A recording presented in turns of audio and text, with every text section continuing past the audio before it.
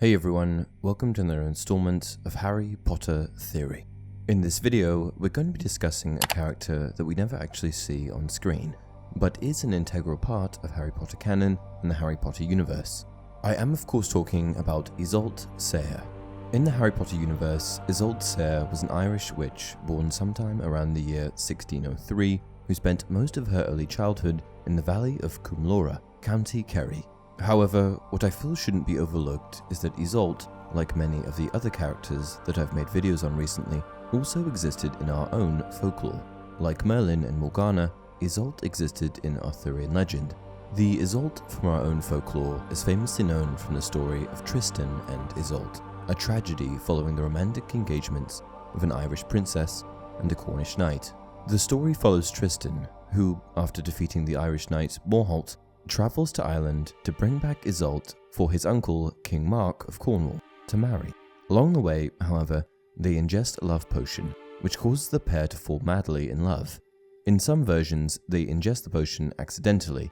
In others, the potion's maker instructs Isolt to share it with Mark, but she deliberately gives it to Tristan instead. Although Isolt marries Mark, she and Tristan are forced by the spell to seek one another as lovers. The king's advisors repeatedly endeavour to have the pair tried for adultery, but the couple continually use trickery to preserve their facade of innocence.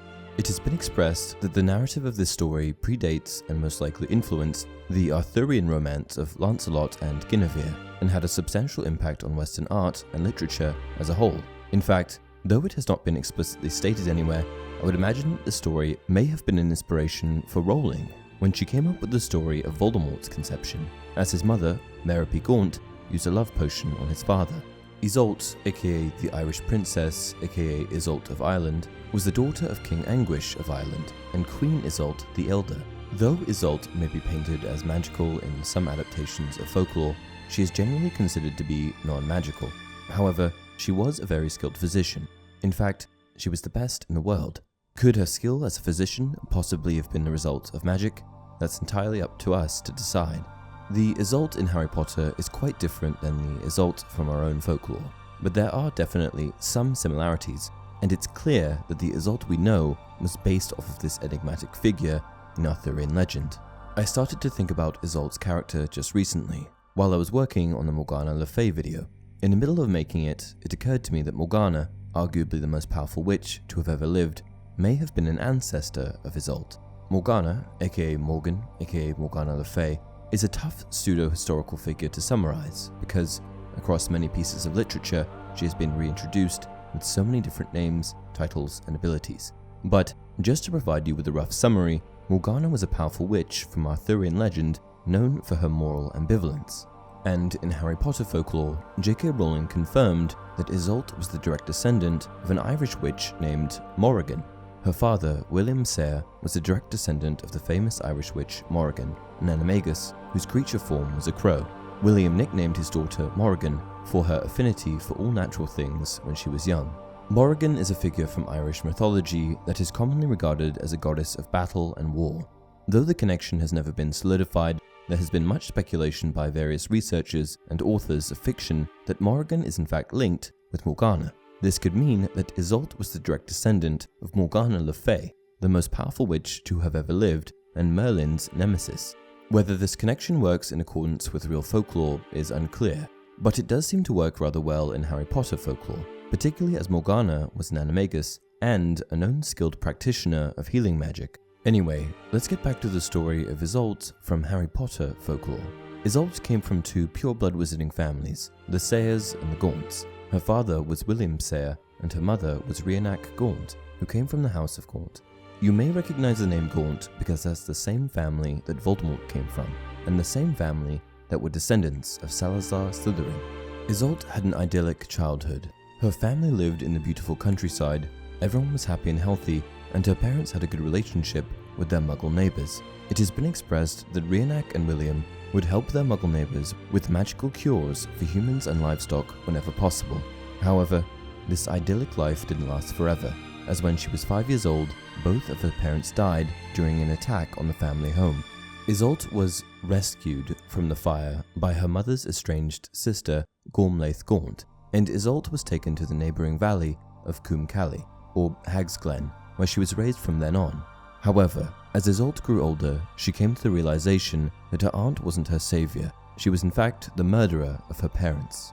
Unstable and cruel, Gormlaith was a fanatical pureblood who believed that her sister's helpfulness to her Muggle neighbors was setting Iseult upon a dangerous path to intermarriage with a non-magical man.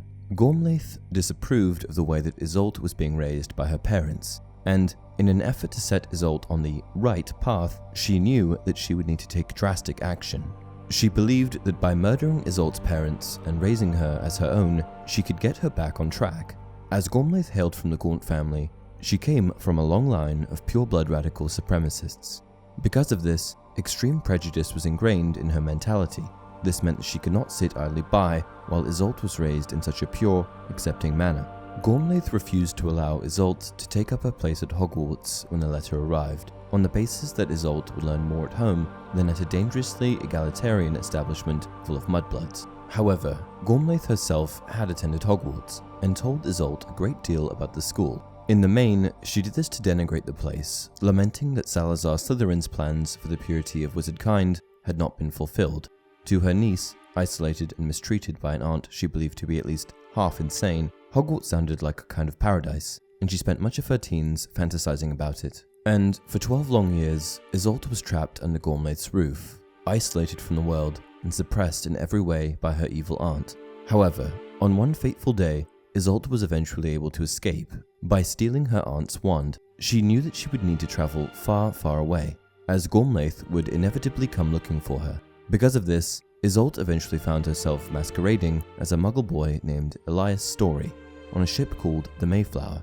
Iseult eventually found herself in America, amongst some of the earliest settlers. Alone in a new country, Iseult was unsure of what her next move would be, but she eventually decided to head to the mountains. After spending some time in the mountains, Iseult eventually came across a creature native to America, known as a Pukwudgie. Pukwudgies are short, grey-faced, large-eared creatures distantly related to the European goblin, fiercely independent, tricky, and not over-fond of humankind, whether magical or mundane. It possesses its own powerful magic. Pukwudgies hunt with deadly, poisonous arrows and enjoy playing tricks on humans.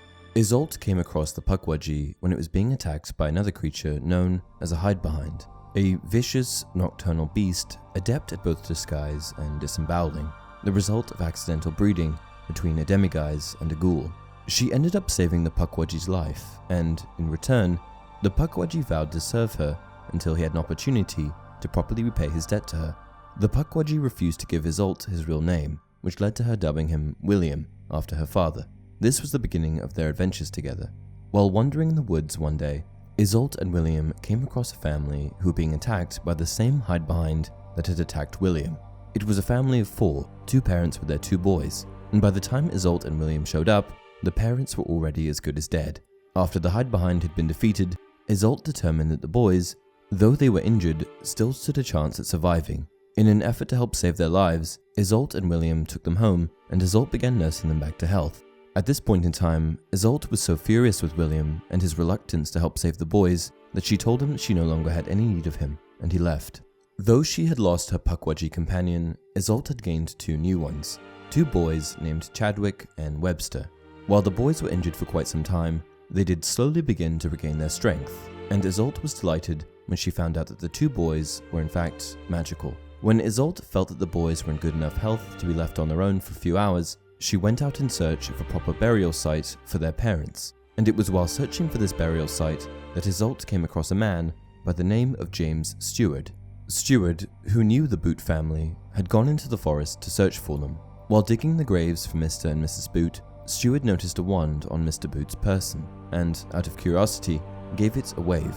Because Stewart was not magical, the wand rebelled, and it sent him flying backwards through the air. He woke in a small shelter of branches and animal skins, to find himself being nursed by Iseult. She could not hide her magic from him in such a confined space, particularly when she was brewing potions to aid the Boot Boy's recovery and using her wand to hunt. Iseult intended to obliviate James once he was over his concussion and to send him back to the colony at Plymouth. After James had recovered, Iseult was overjoyed to have another adult around. They formed a connection with one another very quickly, and shortly after meeting, they began to build a house together on top of Mount Greylock. After the cottage had been completed, Iseult named it Ilvermorny, after the cottage that she was born in. With every day that passed, Iseult told herself that she would obliviate James, but eventually she came to the realization that they were in love, and instead they just married. Iseult and James raised the Boot Boys like their own children, and while they were growing up, Iseult would tell them stories of a magical school named Hogwarts. The boys longed to attend a magical school, but Iseult, who knew that returning to Ireland could result in an altercation with Coomloughra, told the boys that she would start a school of magic for them right there in their cottage, the same cottage that she dubbed Ilvermorny. As they wanted to base the school off of Hogwarts, the boys were insistent that the school have 4 different houses, and on that same night, the small and unusual family of misfits began brainstorming ideas for what these houses would be called. They eventually decided that they would name the houses after their favorite magical beasts. And so, Thunderbird, Wampus, Horned Serpent, and Pukwudgie were born. When Webster turned 11, it was time for his magical studies to begin. By this time, word had spread of the family's little cottage, and the school that was being formed.